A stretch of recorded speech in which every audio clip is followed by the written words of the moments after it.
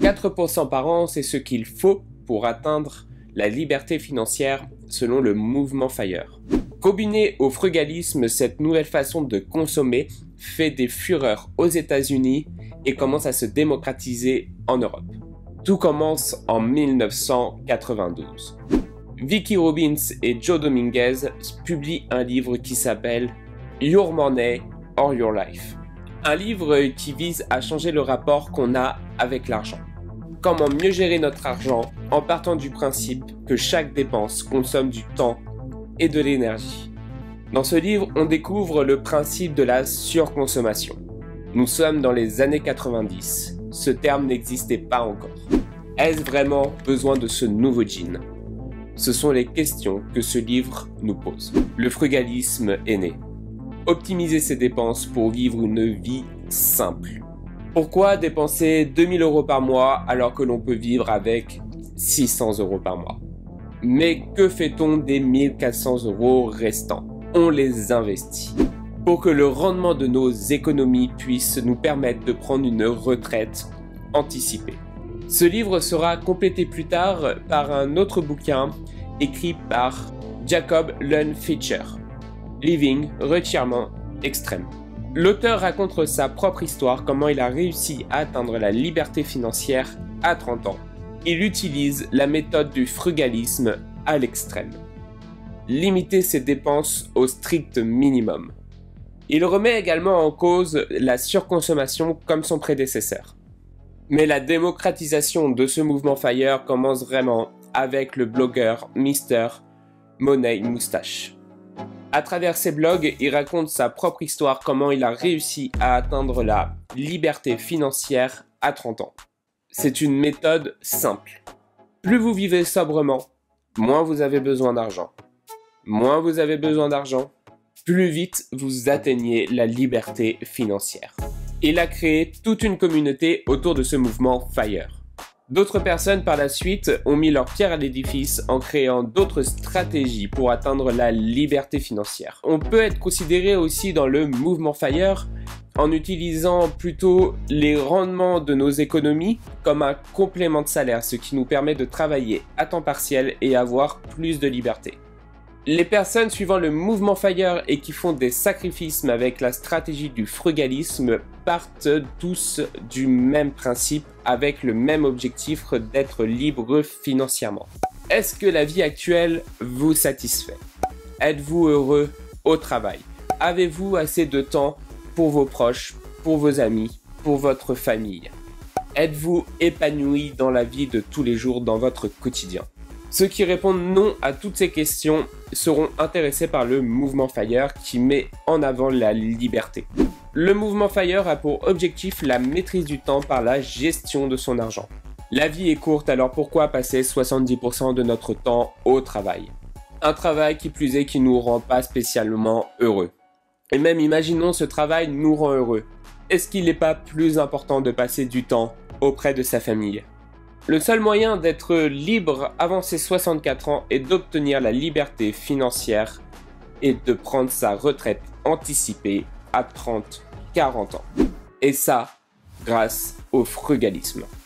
Après, il existe d'autres méthodes que le frugalisme pour atteindre sa retraite financière. Mais cette méthode-là est la plus rapide. Toutes les autres méthodes se ressemblent. Il faut économiser, investir. Juste cette stratégie en particulier est la plus stricte, mais la plus rapide. Pour être libre financièrement, il n'y a pas de méthode miracle. Il faut de l'argent. Il faut arrêter d'échanger son temps contre de l'argent. Mais chacun n'a pas besoin de la même somme d'argent. Quelqu'un qui vit en campagne, qui est propriétaire, qui a une vie simple, sobre, n'a pas le même train-vie d'un Parisien, d'une personne qui souhaite voyager toute l'année. Chacun a différents objectifs. Tout dépend de votre train de vie. Mais votre objectif final est le même pour tout le monde, devenir rentier. Pour ça, vous vous dites probablement qu'il faut être millionnaire. Mais c'est faux. Le million n'est qu'un chiffre attrayant. En vérité, si vous voulez une vie sobre, vous avez besoin de 3 fois moins. Mais vous serez surpris de savoir qu'avec 3 fois moins, vous pouvez devenir libre financièrement. Comme je le disais, tout dépend de votre train de vie. Pour connaître votre train de vie, il suffit que vous calculiez vos dépenses mensuelles. Combien avez-vous besoin par mois pour vivre comme vous le souhaitez? Il va falloir répertorier vos dépenses. Quand vous ne travaillerez plus, vous n'aurez plus besoin d'essence pour aller au travail. Vous n'aurez plus besoin de manger à l'extérieur pendant votre pause du midi. Peut-être même que vous avez 2 voitures actuellement, mais vous n'aurez besoin plus que d'une voiture. C'est plein de questions à laquelle il faut se poser. Vous pouvez même déménager peut-être plus loin de votre ancien lieu de travail, puisque vous n'avez plus besoin de vous y rendre pour avoir un logement moins cher. Il faut que vous calculiez réellement combien coûte votre travail et que vous l'enlevez à votre train de vie. Une fois vos dépenses mensuelles calculées, on va appliquer la règle des 4%. Une fois votre retraite anticipée prise, vous allez enlever 4% par an de votre portefeuille boursier. Ou si vous avez 4% de dividendes, cela marche aussi. D'ailleurs, si vous souhaitez savoir comment obtenir des actions qui peuvent verser énormément de dividendes dans quelques années, je vous renvoie à cette vidéo que j'ai faite il y a une semaine, où je vous fais le top 10 des meilleures actions à dividendes qu'il faut posséder. Le chiffre de 4% n'est pas pris au hasard. C'est l'étude de la Trinité qui a été faite par des professeurs d'université. Ils ont calculé tous les scénarios possibles, même un krach boursier. Et avec la règle des 4%, vous pouvez tenir 30 ans, dans le pire des scénarios. Ce chiffre est souvent décrié d'ailleurs pour plusieurs raisons. Déjà, l'étude est vieille, elle date des années 90. Puis ensuite, si on prend notre retraite à 30 ans et qu'on tombe sur le pire des scénarios, on se verra à 60 ans avec plus d'argent. Et c'est pour ça que dans le mouvement FIRE, ils utilisent également la règle des 3%. C'est une règle qui est plus stricte, du coup il faut plus d'argent pour être libre financièrement, mais elle permet de contrer tous les défauts de la règle des 4%. C'est un chiffre qui est un peu plus réaliste et un peu plus sûr. Le calcul est plutôt simple pour savoir quel est le montant à obtenir. Vous multipliez donc par 12 vos revenus mensuels, puis vous les remultipliez par 25.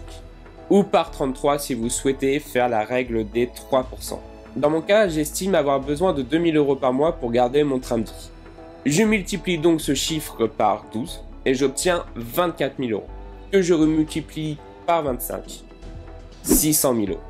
J'ai donc besoin de 600 000 € pour pouvoir appliquer la règle des 4% et être libre financièrement. Comme je vous l'ai promis en début de vidéo, nous sommes loin des 1 million. Mais dans mon exemple, j'ai pris mon train de vie. Je souhaite avoir un train de vie quand même correct. Mais certaines personnes n'ont pas le même train de vie que moi. Certaines personnes sachent très bien vivre avec seulement 1300 € par mois, le SMIC. Donc prenons cet exemple pour vous montrer qu'on peut être libre financièrement avec la stratégie du frugalisme, vivre sobrement. On prend donc 1300 €.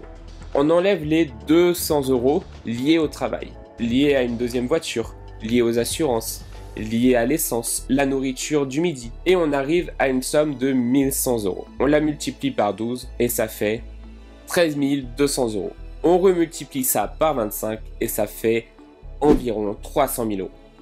Voilà ce qu'il faut. 300 000 € pour être libre financièrement avec une vie sobre.